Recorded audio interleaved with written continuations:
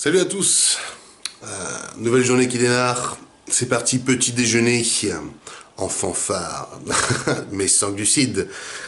Donc voilà, nouvelle journée, sur une journée basse toujours. Donc ce matin on a quoi? On a les blancs d'œufs avec la cuillère de purée d'amande et la sauce caramel 0 calories, sans sucre, enfin du moins très très peu, il doit y avoir quoi, allez, même pas un gramme d'hydrate pour 100 grammes, donc autant dire rien du tout. Et bien sûr, tous les compléments, carnitine, détox, les vitamines, etc. Donc voilà.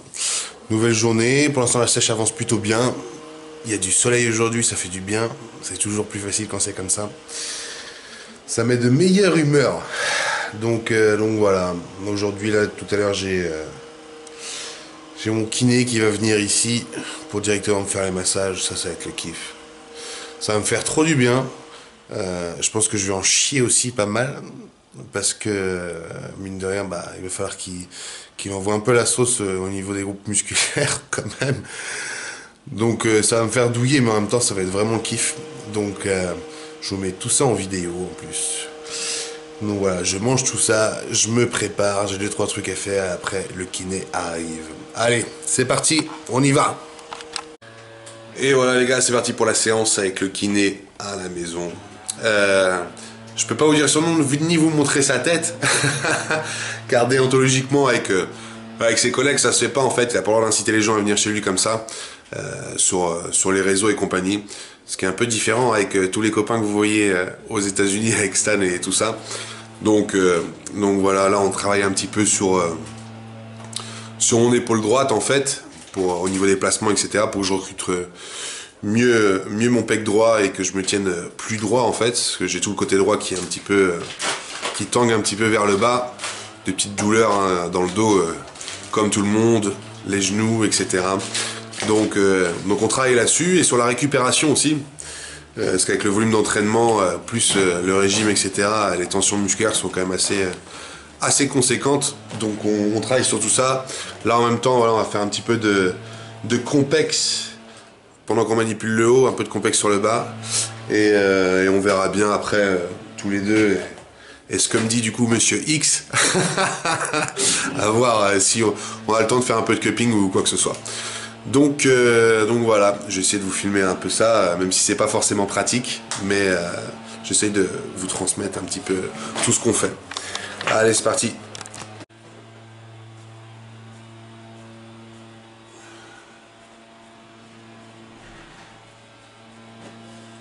Récup.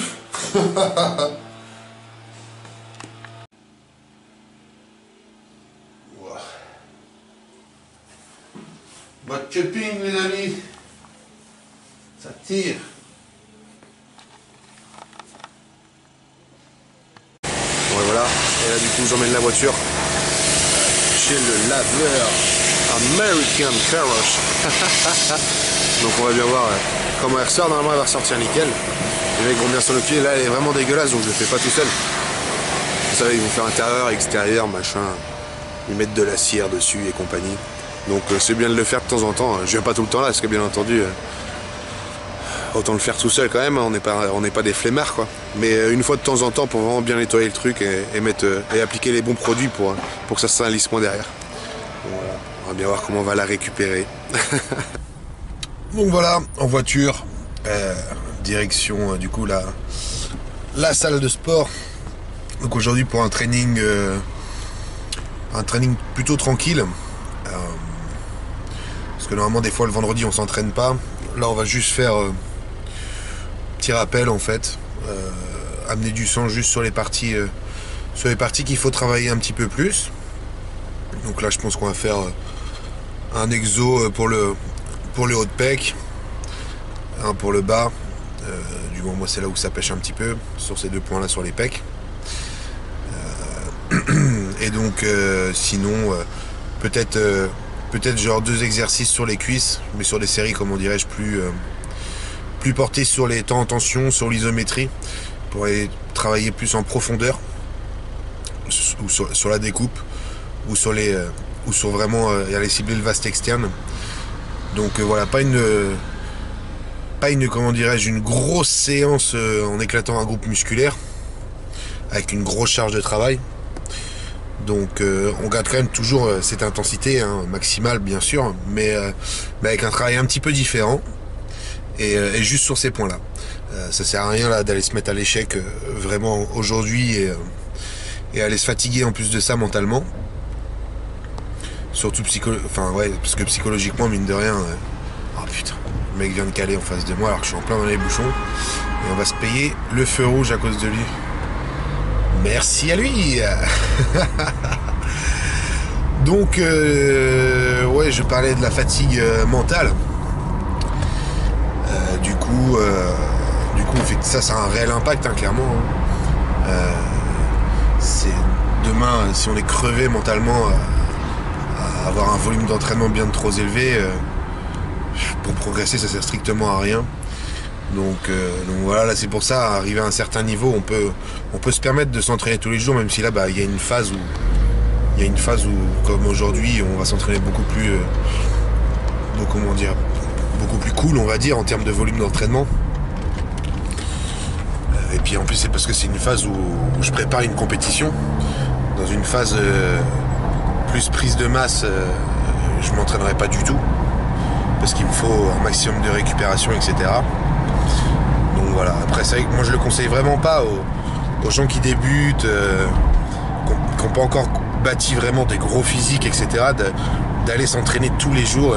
C'est vraiment pas une bonne chose à faire. Souvent on voit les débutants qui vont aller tous les jours à la salle, faire 50 techniques différentes, mais pour moi ça sert, ça sert vraiment pas à grand chose. Je vais couper parce qu'il y a les flics. Donc voilà. J'allais pas me prendre une amende non plus, parce que je pense que c'est juste pas autorisé, quoi. Donc non, je disais, pour moi ça sert pas à grand chose, ça sert à rien même. Vous allez plus vous fatiguer qu'autre chose. Moi quand j'étais plus jeune, au début, quand j'ai démarré, non pas que je sois vieux, mais quand j'ai démarré vraiment la muscu, je me suis acharné sur des points que je voulais avoir absolument, genre les pecs, etc. Sauf que c'est complètement contre-productif de les faire 2 fois dans la semaine, voire 3 fois. Et vous n'avez pas de points faibles quand vous n'avez pas encore construit un gros physique ou vous avez un gros niveau, vous n'avez pas de points faibles. Vous n'avez pas encore vraiment de points faibles. Vous faites pas... vous préparez. C'est pas comme si vous avez un physique qui va faire, je sais pas moi, vous allez faire 10 kilos de plus que votre taille en étant vraiment très très propre, musculairement parlant. Vous n'avez pas de points faibles encore.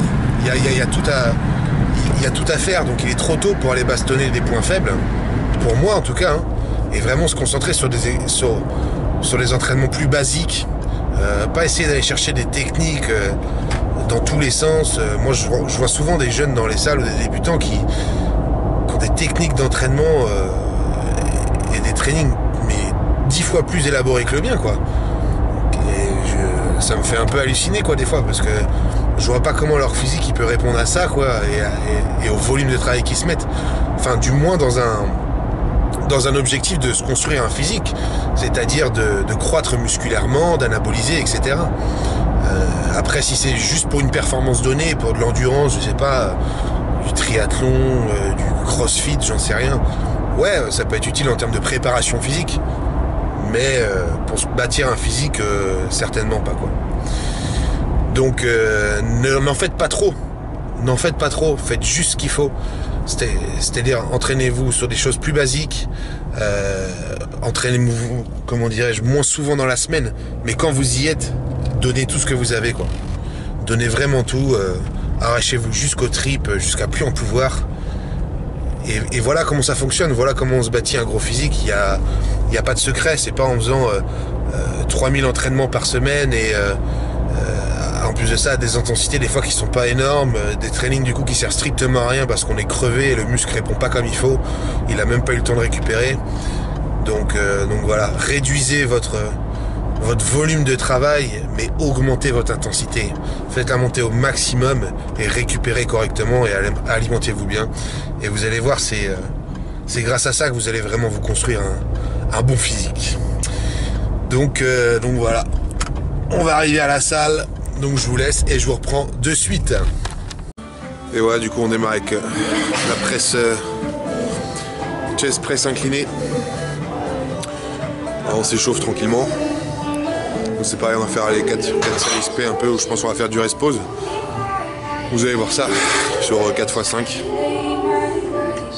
Et donc voilà pour la première série. Allez, c'est parti, on essaye de se mettre dedans au maximum.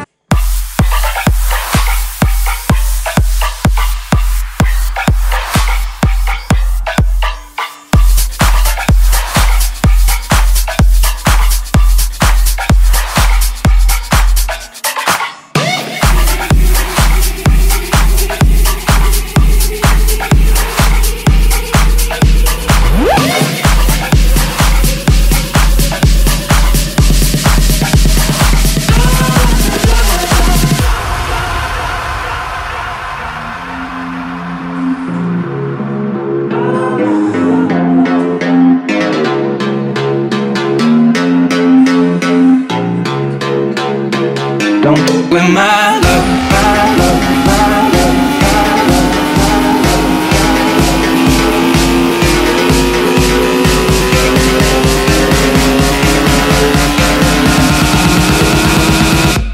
Don't with my. Donc voilà, exercice suivant. On fait les poulies en ciblant le bas des pecs.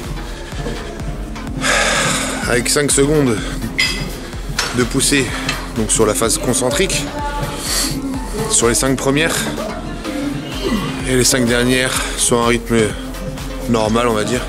Donc 5 premières, 5 secondes sur le concentrique et les 5 d'après normal. Voilà, donc pareil, là on va chercher pareil toute la contraction, recruter le maximum de fibres possible. Allez, let's go.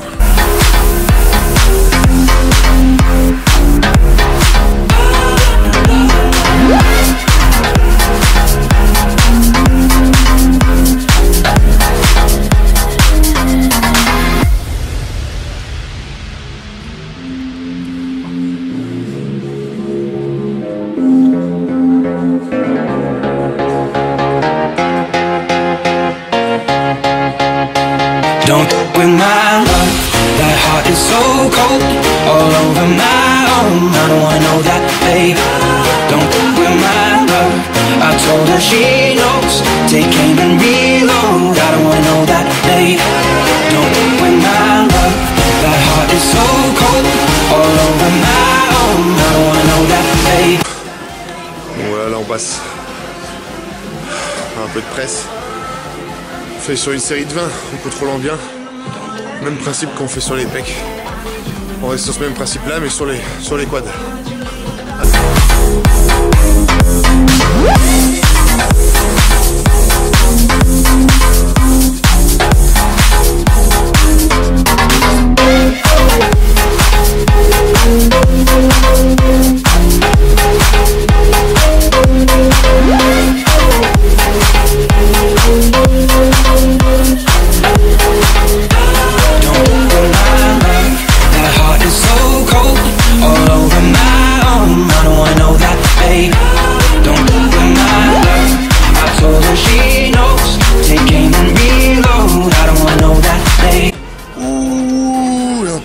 Les abdos avec des séries spécifiques sur les abdos. Bon, j'utilise pas de poids, j'utilise rien, que le poids de corps. Bon, moi c'est ce qu'il y a de plus efficace. T'as trouvé ça comment, François? Super. Je me sens bien. Moi j'ai déjà une ceinture, enfin j'ai les abdominaux qui sont déjà assez épais, donc je vais pas les travailler avec le poids. Surtout qu'en plus de ça, plus vous allez mettre du poids, plus vous allez avoir tendance à compenser. Donc en plus de ça, vous allez tirer plus d'un côté que d'un autre, etc. Donc si déjà vous avez une asymétrie, elle va être 2 fois plus visible si vous chargez avec du poids sur la sangle abdominale. Secondo, vous allez l'épaissir, parce que vous allez du coup être plus fort, créer plus de masse musculaire, alors que le but il est où au final? Le but il est juste dans le visuel. Et pour ça, je vais vous donner quelques exemples. Les plus belles ceintures abdominales qu'on peut voir dans les sports, ça va être en gymnastique. Sinon, on a les mecs qui font le street workout là sur les barres, qui ont des sangles abdominales d'enculés. Qu'est-ce qu'ils font? ils sont tout le temps en gainage. Dans tous les exos qu'ils font, ils sont tout le temps en gainage. Les mecs, ils ne font jamais de charge. Et ils ont des sangles abdominales de dingue. Donc voilà, c'est pour vous donner des exemples parlants un petit peu, pour un peu nourrir la théorie que je prône. Putain, je vais y arriver. Donc voilà, des séries au sol avec plein d'exercices assez variés, où on fait beaucoup de gainage, etc. De la mise en tension, bref. François, tu valides? François valide. Ok, allez, à tout à l'heure. Voilà, alors séance terminée, séance du vendredi, donc petite séance, hein. À la fois du rappel, en même temps ça permet aussi de faire un peu de récupération et de pas aller, comme je disais tout à l'heure, dans la voiture, taper dans le mental. Ça nous préserve aussi l'appétit. L'appétit de venir demain, de s'entraîner et de s'éclater. Donc voilà, donc c'est très bien. De toute façon on aurait fait plus, demain ça aurait été encore compliqué, etc. Et on se serait traîné en fait toute la semaine jusqu'à une journée de repos. Donc voilà, faut savoir s'écouter, mais à un certain niveau, j'ai envie de dire. Hein. Faut savoir s'écouter sur un volume de travail qui est important.